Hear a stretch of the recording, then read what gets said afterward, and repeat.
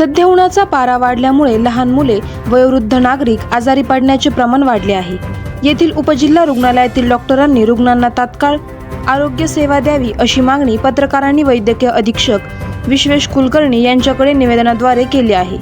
दिलेल्या निवेदनात म्हटले आहे की उन्हाचा पारा वाढला आहे, परिणामी लहान मुले, वयोवृद्ध, ज्येष्ठ नागरिकांना याचा अधिक त्रास होत असल्याने ते आजारी पडत आहेत। उपजिल्हा रुग्णालयातील डॉक्टरांनी अशा रुग्णांना तात्काळ आरोग्य सेवा देणे गरजेचे आहे।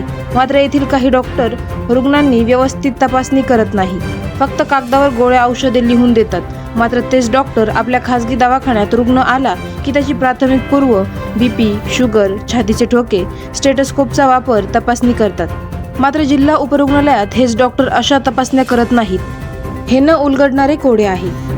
तसेच उपजिल्हा रुग्णालयात डॉक्टर वेळेवर येत नाहीत, वेळेआधीच निघून जातात। त्यामुळे रुग्णांना नाहक त्रास सहन करावा लागत आहे। उपजिल्हा उपरुग्णालयात नवविवाहित वधूवरांना विवाह नोंदणी प्रमाणपत्र देण्याची सुविधा चालू आहे। कागदपत्रकांच्या जाचकटीमुळे नववधूवरांना शासनाच्या योजनांपासून वंचित राहण्याची वेळ येत आहे। तसेच या रुग्णालयात रुग्ण रेफर करण्याचे प्रमाण वाढले आहे, याची वरिष्ठ अधिकाऱ्यांनी दखल घ्यावी असे निवेदनात म्हटले आहे। या निवेदनावर प्रकाश काशीद, मुजीम काझी प्रमोद, वेदपाठक सचिव तानाजी घोडके, फारुख शेख, विजय मेहर, समीर ओव्हळ, रावसाहेब गायकवाड, धनंजय गोफणे या पत्रकारांच्या स्वाक्षऱ्या आहेत। सर्वसामान्य रुग्णांसाठी उपजिल्हा रुग्णालयाचे वैद्यकीय अध्यक्ष डॉक्टर विश्वेश कुलकर्णी यांना निवेदन दिले आहे। निवेदनात म्हटले आहे की उपजिल्हा रुग्णालयातील डॉक्टर वेळेवर येत नाहीत, वेळेआधीच निघून जातात।